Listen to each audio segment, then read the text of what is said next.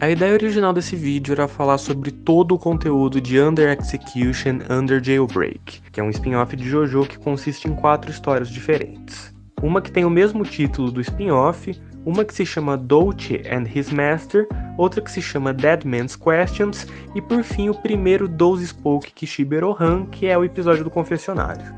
Eu achei que eu ia conseguir falar sobre as 4 em um vídeo só, mas acabou ficando muito maior e mais trabalhoso do que eu pensei. Então eu vou falar só dessa primeira história e eu espero que vocês entendam isso. Então, vamos lá. A primeira história é Under Execution, Under Jailbreak. A tradução disso é mais ou menos em execução durante a fuga da cadeia. Não é a tradução exata, mas é o melhor que eu consegui pensar. Então, vamos para a história. Ela se inicia em um tribunal. O juiz ordena que o réu se levante e então o protagonista da nossa história é apresentado. No próximo painel é revelado que ele foi condenado à morte, enquanto ele diz aos berros que é inocente. Os seus gritos continuam, apesar de aparentemente ninguém atender eles. Em seu pensamento, ele revela-se um tremendo mentiroso. Ele se identifica como Prisioneiro 27 e diz que tudo que ele pode fazer é continuar gritando, alegando inocência, mesmo sabendo que ninguém vai acreditar. E que mesmo sendo um tremendo mentiroso, ele odeia quando mentem pra ele. Então é mostrado o porquê dele ter sido preso. Antes de tudo isso, ele estava em casa quando notou que o seu dinheiro tinha sumido. E que a moça que estava acompanhando ele, que alegava ter 20 anos, negou que tivesse roubado o dinheiro. O que irritou ele não foi o fato dela ter roubado o dinheiro, porque ele mesmo diz que já fez isso com a própria mãe, mas sim o fato dela não ter sido sincera quanto a isso. Isso deixou ele com muito ódio e fez ele surrar ela. Ele não sabe se ele surrou 17 vezes a menina que tinha 16 anos ou se ele surrou 16 vezes a menina que tinha 17. De qualquer forma, ele deixa bem claro que o motivo não foi o roubo e sim a mentira, já que nada tira ele mais do sério do que ser enganado, pois ele acredita que as pessoas que o enganam não o respeitam. Depois de divagar um tempo sobre isso, ele percebe que a cela em que ele se encontra é escura demais. Tão escura que não é nem possível enxergar o que tem dentro dela. Ele nota um interruptor e acha isso meio estranho, já que geralmente as celas não permitem que os presos controlem a iluminação. De qualquer forma, ele pressiona o interruptor e é pego de surpresa por patas que prendem os seus dedos. Ele então nota que são abelhas e recua em espanto. Ele acaba sendo picado e nota que existe uma colmeia acima do interruptor. Ele grita por ajuda, mas então ele fica perplexo ao notar sua cela, que agora está iluminada. Ele vasculha o ambiente e percebe que mais parece um quarto de hotel do que uma prisão. Ele até diz que é melhor que seu próprio apartamento. Ele volta a chamar os guardas, mas desiste ao perceber um prato de comida na sua frente. Ele experimenta meio receoso e decide comer a sopa, mas aí ele nota que a colher tá toda furada. Então ele resolve comer com a mão e decide comer um peixe, porque ele tava com fome demais. Ele tenta ir comer e aí um osso perfura sua cara.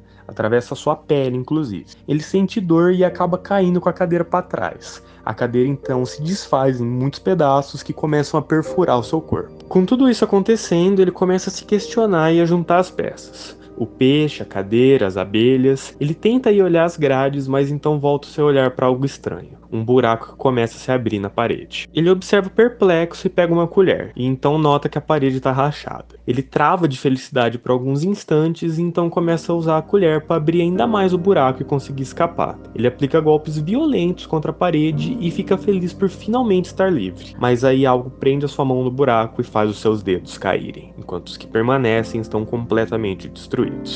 Ele começa a gritar e percebe que tinha um moedor de carne do outro lado da parede. Ele começa a xingar e enfim percebe o motivo de tudo aquilo. Ele se encontrava em uma sala de execução. Então suas roupas prendem em algo. Ao observar melhor, ele percebe que são pregos que emergiram do chão. Pregos esses que passam a soltar ácido. Ele se livra de suas roupas e se joga no sofá, mas o sofá começa a soltar suas molas que o entrelaçam. O sofá então quebra e revela-se só mais uma armadilha, conectada a uma ratoeira. Diversos ratos começam a comer um pedaço de carne que, quando completamente devorado, acionará a armadilha, que ele percebe com um desespero que é uma cadeira elétrica. A armadilha começa a ser acionada e ele tenta em desespero se soltar do sofá. Os ratos estão quase terminando o pedaço de carne e o prisioneiro percebe que não vai dar tempo de se soltar. Ele então olha para sua mão direita, que ainda está completamente destruída, e em meio a gritos arranca os seus próprios dedos que ainda estavam na sua mão e arremessa eles para os ratos. Alguns ratos param de comer a carne para comer os dedos dele, e nisso ele consegue saltar para fora da armadilha, que explode numa descarga elétrica que mata os ratos e abre ainda mais o buraco na parede. O prisioneiro decide abrir ainda mais esse buraco para conseguir finalmente escapar e arremessa o moedor de carne contra a parede,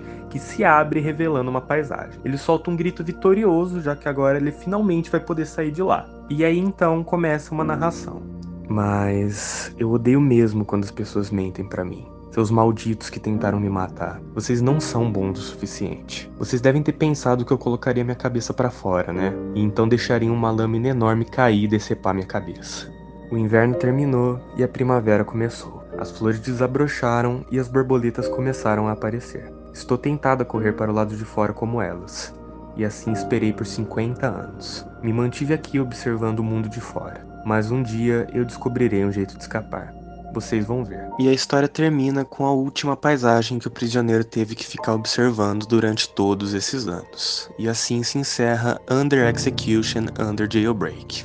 Agora eu vou dar a minha opinião. Essa história foi lançada em 1999, então ela tem o traço do final da parte 5 e do começo da parte 6. É um traço que eu gosto. Eu acho muito da hora o traço do Prisioneiro 27, o cabelo e as roupas dele são muito bem desenhados, né? O design é bem da hora, é bem original, é bem no estilo de JoJo mesmo. Todos os painéis eu achei bem desenhados e a maioria deles é bem detalhado até. Tipo aquele que tem as cordas amarrando ele no sofá ou aquele que mostra a paisagem do lado de fora. Então, quanto à arte, ela me agradou muito. Agora sobre a história.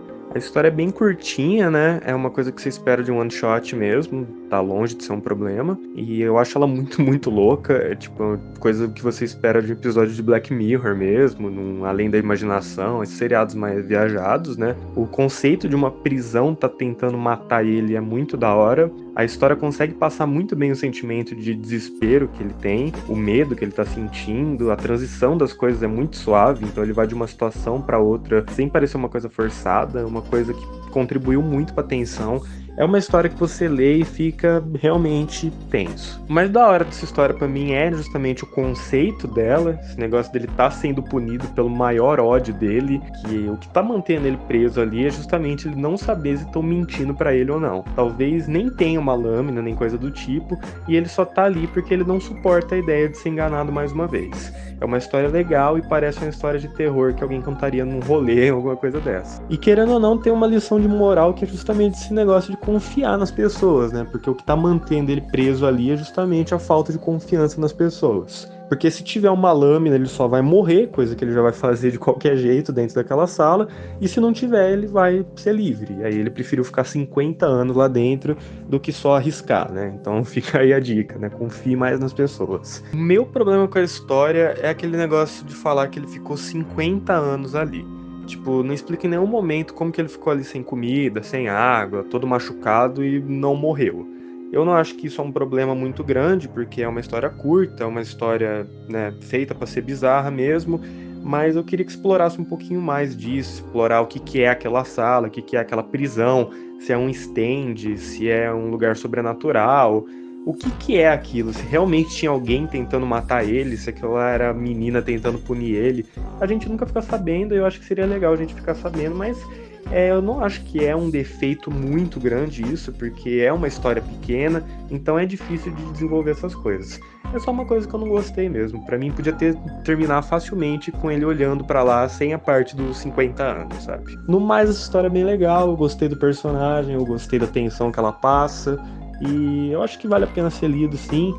E, bom, é isso. Bom, então o vídeo de hoje é só isso. Eu espero que vocês entendam. Eu vou fazer outros vídeos contando as outras histórias que eu prometi que eu ia contar. Mas, como eu disse, ficou muito comprido e muito trabalhoso. Então, mais pra frente eu lanço. Então, o vídeo de hoje é isso mesmo. Então, se você gostou, deixa o seu like. Se você não gostou, deixa o seu dislike. Se inscreve se você ainda não for inscrito. E um forte abraço e até a próxima.